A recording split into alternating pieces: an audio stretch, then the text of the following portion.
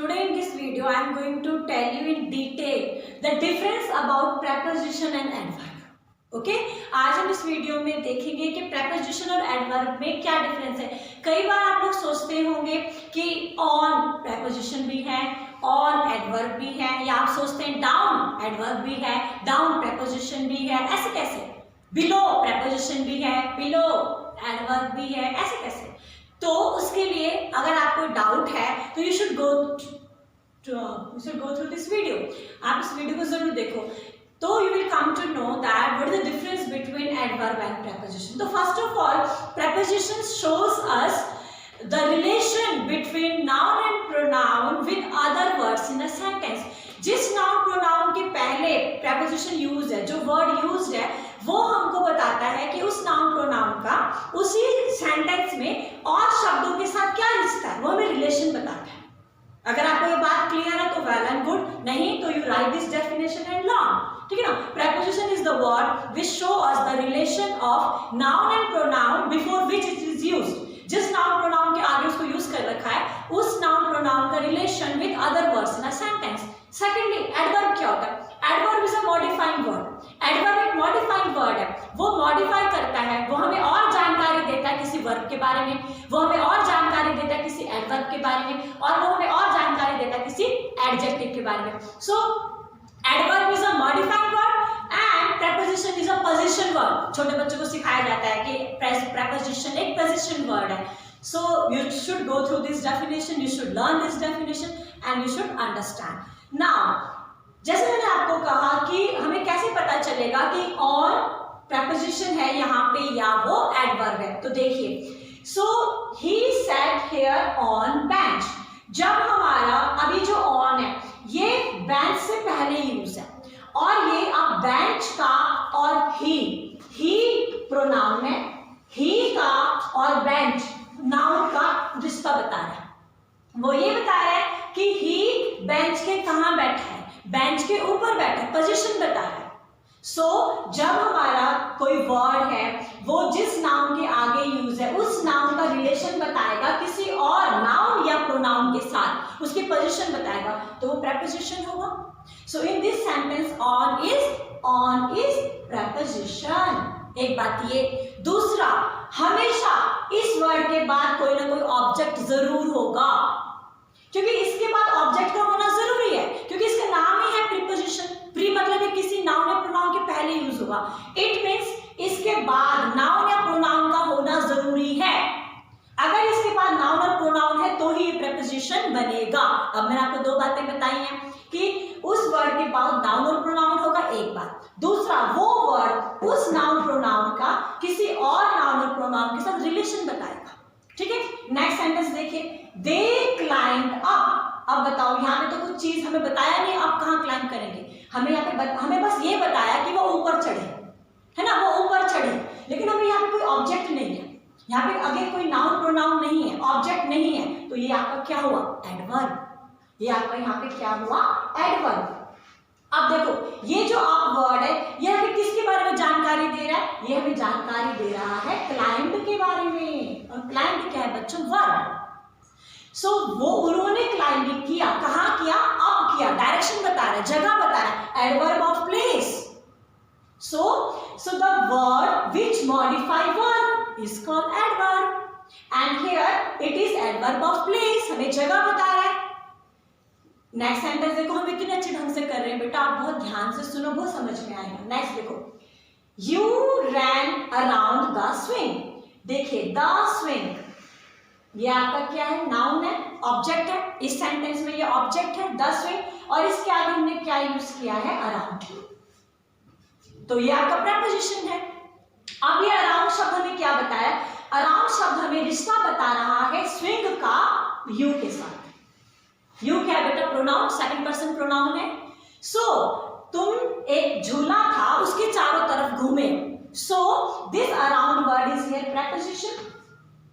Around word is used before this noun swing and it is showing the relation of you and the swing. So this is preposition, right? अब यहाँ sentence देखो, he sat here. Sat is your verb जो है ये आपको modify कर रहा है, ये बता रहा है कि वो कहाँ बैठा था, कहाँ बैठा था, वो यहाँ बैठा था, इस जगह पे बैठा था। तो दिस इज योर एडवर्ब, क्योंकि यहाँ पे कोई ऑब्जेक्ट भी नहीं है, ये ही का किसी से रिलेशन भी नहीं बता रहा है, ये तो हमें वर्ब के बारे में बता रहा है कि सिटिंग कहाँ हुई थी, किसी जगह में हुई थी हियर। अब इन दोनों सेंटेंस में डिफरेंस देखिए, यहाँ पर भी हियर है, यहाँ पर भी हियर है, इनमें डिफरेंस देखो, यहाँ पे हियर के बाद ऑब्जेक्ट है, राइट, यहाँ पे हियर के बाद ऑब्जेक्ट है, तो इसीलिए यहाँ पे जो ये ऑन वर्ड है ये प्रेपोजिशन है, और यहाँ पे जो हियर है, यहाँ पर भी हियर आपका वर्ब है, एडवर्ब है। तो ही सेट हियर एडवर्ब ही है, लेकिन बैठा किसके ऊपर है, बेंच के ऊपर, राइट। बट यहाँ पे जो हमारा ही सेट हियर, यहाँ पे जो हियर है ये एडवर्ब है, क्योंकि ये हमें ये बता रहा है कि सिटिंग कहाँ हुई है, यहाँ पे हुई है। दूसरी बात, इसके बाद यहाँ पे कोई ऑब्जेक्ट भी नहीं है, राइट। नेक्स्ट सेंटेंस देखो, अब यहाँ पे कहा दे क्लाइंब अप, क्लाइंबिंग कहाँ हुई है, ऊपर हुई, एडवर्ब। अब यहाँ पे देखो दे क्लाइंब अप द स्टेयर्स, हमें ऑब्जेक्ट मिला है, हमें यहाँ पे नाउन मिल गया, द स्टेयर्स, ये आपका नाउन है। सो नाउन के आगे यूज हुआ है अप, सो ये आपका प्रेपोजिशन है। हमेशा प्रेपोजिशन के बाद ऑब्जेक्ट जरूर होगा, कितना इजी है, there will be always object after preposition. And here the relation between they, pronoun के बीच में और स्टेयर्स के बीच में रिलेशन बता रहे हैं कि ये जो लोग हैं ये स्टेयर्स के ऊपर चढ़ रहे हैं, स्टेयर्स में ऊपर की तरफ चढ़ रहे हैं, तो रिश्ता बता रहा है, रिलेशन बता रहा है। So here up is your preposition. Now ये देखो बेटा, you ran around the swing, swing के हमने चारों तरफ घूम रहे हैं, अराउंड के बाद आपके पास ऑब्जेक्ट है तो प्रेपोजिशन हुआ, लेकिन इस सेंटेंस में देखो यू रैन अराउंड, अब यहां पर भी अराउंड है, लेकिन ये अराउंड हमें किसके बारे में बता रहा है, रैन के बारे में। रैन आपका क्या है बच्चों, verb, what is ran, this is verb. तो जो वर्ड वर्ब को मॉडिफाई करेगा वो एडवर्ब होता है। अब देखिए मैंने आपको क्लियर किया है कि यहाँ पर भी अराउंड है, यहाँ पर भी अराउंड है, लेकिन यहाँ पे अराउंड के बाद ऑब्जेक्ट है, इसीलिए अराउंड प्रेपोजिशन बना। इसने हमें रिलेशन बताया है यू और स्विंग के बीच में। बट हियर राउंड के बाद कोई ऑब्जेक्ट नहीं है, और राउंड ने मॉडिफाई किसको किया है, वर्ब को किया है। अराउंड ने मॉडिफाई किसी वर्ब को किया है। हमें वर्ब के बारे में पता चला कि वो चारों तरफ दौड़े, वो चारों तरफ दौड़े, तो दौड़ने के बारे में बता रहे हैं कि चारों तरफ दौड़े, और यहाँ बता रहे हैं कि वो झूले के चारों तरफ दौड़े, झूले के चारों तरफ दौड़े, तो यहाँ पे स्विंग है। सो अब हमने से कंपेयर किया है सेंटेंसेस को, यहाँ पर अप, ठीक है ना, यहाँ पे आपका एडवर्ब था क्योंकि क्लाइंबिंग ऊपर की ओर हो रही है तो जगह बनी।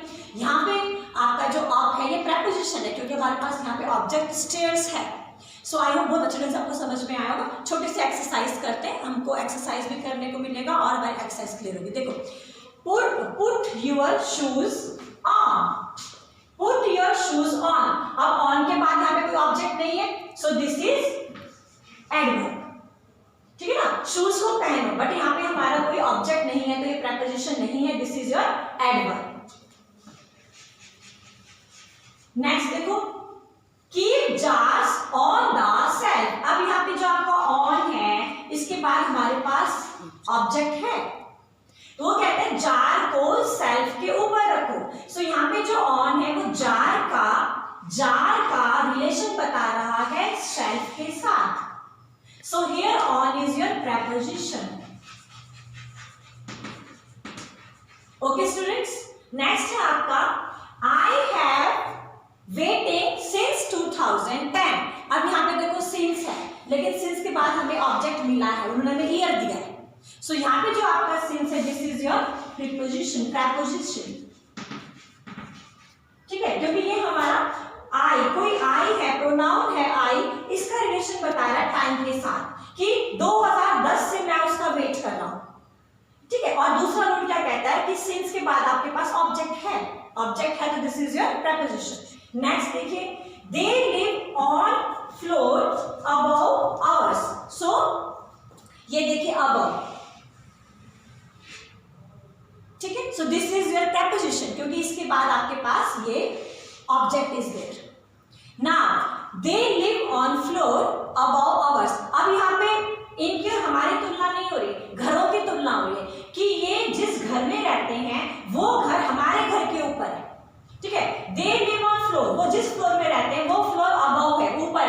किसके ऊपर है, आवर्स, हमारे फ्लोर के ऊपर है। तो रिलेशन बता रहा है, उनके फ्लोर का रिलेशन बता रहा है हमारे फ्लोर के साथ, और ये बता रहा है कि उनका फ्लोर हमारे फ्लोर के ऊपर है। और यहाँ पे अबव के बाद आपके पास ये प्रोनाउन है। तो जब preposition is a word which is used before noun or pronoun to show its relation with other words in a sentence. So अब आप यहाँ पे क्या करेंगे, this is your preposition, right? Next देखिए, the river is deep, to swim across. अब यहाँ पे हमारा जो across है, this is adverb, क्योंकि हमें across के बाद कोई ऑब्जेक्ट नहीं है। बस वो ये कह रहे हैं कि नदी बहुत गहरी है पार करने के लिए, नदी बहुत गहरी है पार करने के लिए, तो हमें कोई ऑब्जेक्ट नहीं है। So this is your adverb.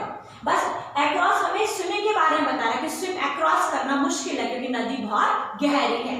Next है आपका द चाइल्ड रैन स्लोली। अब यहाँ पे देखिए, ये भी अक्रॉस था और ये भी अक्रॉस, लेकिन इस अक्रॉस के बाद यहाँ पे ऑब्जेक्ट नहीं था, और ये अक्रॉस स्विम को मॉडिफाई कर रहा है, स्विम यहाँ पे वर्ब है। लेकिन नेक्स्ट सेंटेंस में देखिए, the child ran slowly across the road. अब यहाँ पे जो अक्रॉस है इसके आगे हमारे पास नाउन है रोड, ऑब्जेक्ट है हमारे पास। तो हमको रिश्ता पता चल रहा है कि जो बच्चा है उसने रनिंग की है, और रनिंग कहाँ हुई है, रोड के किनारे किनारे, रोड के किनारे किनारे धीरे धीरे उसने रनिंग किया है। तो हमें रिलेशन पता चल रहा है कि रोड के किनारे किनारे एक बच्चा दौड़ रहा था। सो एंड अक्रॉस के बाद ऑब्जेक्ट है, so this is a preposition. अब कितना इजी है, ऑब्जेक्ट है तो प्रेपोजिशन, ऑब्जेक्ट नहीं है तो adverb. I am just writing P आप लोगों के लिए।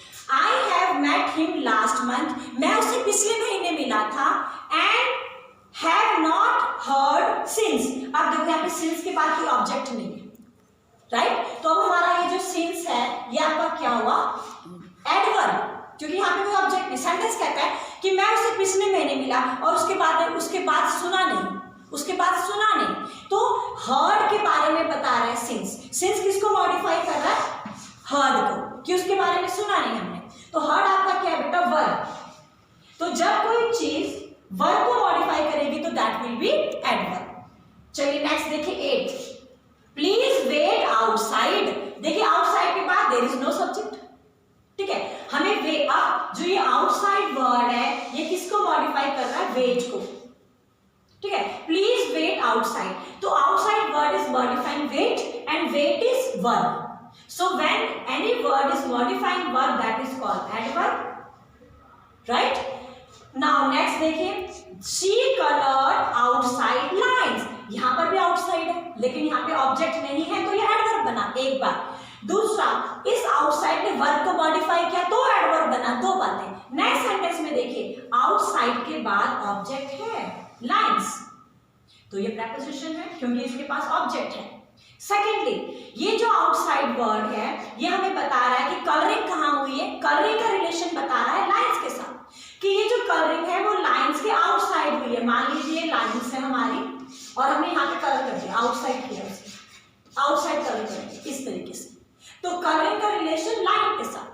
सो this is a preposition because it is used before noun, lines noun हो गया, used before noun, and it is showing the relation of this noun with other word that is colour, है ना। Colouring कर रहा है, उसने colouring किया, colouring के साथ उसका रिश्ता हो रहा है। कोई इंसान है उसने कलरिंग की, शी कलर्ड, कोई लड़की उसने कलरिंग किया है लाइंस के बाद। So this is a preposition। Next है sit down soon. Sit down soon, in this sentence soon is your adverb. Why?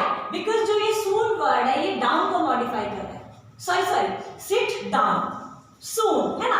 तो सिट डाउन, नीचे बैठो, इसमें तो दो एडवर्ब है ना, हो गया। तो वो कह रहा है जो अब हमारे यहाँ पे ये क्या है, ये एडवर्ब है, सिट डाउन सून। अब हम ये भी कह सकते हैं सिट डाउन सून, डाउन जगह बता रहा है, सून समय बता रहा है। सो सिट आपका वर्ब है, इस सेंटेंस में दो एडवर्ब हो गए, ध्यान से देखो, सिट डाउन सून, इस सेंटेंस में दो एडवर्ब। सिट डाउन, बैठना का है, डाउन बैठना, एडवर्ब ऑफ प्लेस। सिट सून, बैठना कैसे, जल्दी बैठना है, तो adverb of time. So now अगर आप किसी भी अगर आप बात करते हो सून की तो ये भी एडवर्ब है क्योंकि ये सिट वर्ब को मॉडिफाई करेगा। अगर आप बात करते हैं डाउन की तो ये भी एडवर्ब है क्योंकि ये बात कर रहा है सिट वर्ब की। अब इस सेंटेंस में ऑब्जेक्ट तो है ही नहीं, there is no object in sentence, तो इसमें अगर आप डाउन लोगे तो डाउन भी एडवर्ब है, अगर आप सून लेते हो तो सून भी एडवर्ब है। This is okay. Now last sentence देखिए, the child rolled down the hill. अब इस सेंटेंस में डाउन है, लेकिन डाउन के बाद आपके पास नाउन है द हिल। बच्चा गिरा है, बच्चा लुढ़कते हुए गिरा है, कहां से? पहाड़ियों से। So hill is noun and the word used before hill is down, so down is preposition and down is showing the relation of a child with the hill, कि बच्चा पहाड़ी से लुढ़क कर नीचे गिरा है। So this is preposition। ऊपर सेंटेंस में देखिए डाउन है, ऊपर सेंटेंस में डाउन है, लेकिन जो सून है ये कोई ऑब्जेक्ट नहीं है। सून तो समय बता रहा है, और वो समय भी किसका है? बैठने का है। सिट सून, जल्दी बैठो, ये ऑब्जेक्ट नहीं है। लेकिन नेक्स्ट में जो हिल है ये ऑब्जेक्ट है, ये नाउन है। सो इन फर्स्ट सेंटेंस जो डाउन है ये आपका एडवर्ब है, लेकिन सेकंड सेंटेंस में जो डाउन है ये आपका प्रेपोजिशन है, क्योंकि इसके बाद आपका नाउन है the hill. So students, today we did 11 statements और हमने बहुत डिटेल में इनको समझा है, और मुझे उम्मीद है कि now you will be able to identify preposition and adverb. Now you can easily identify that this is preposition, this is adverb. So go through this video and solve many exercises of this, and कोई problem है तो let me know, I'll help you out. Thank you.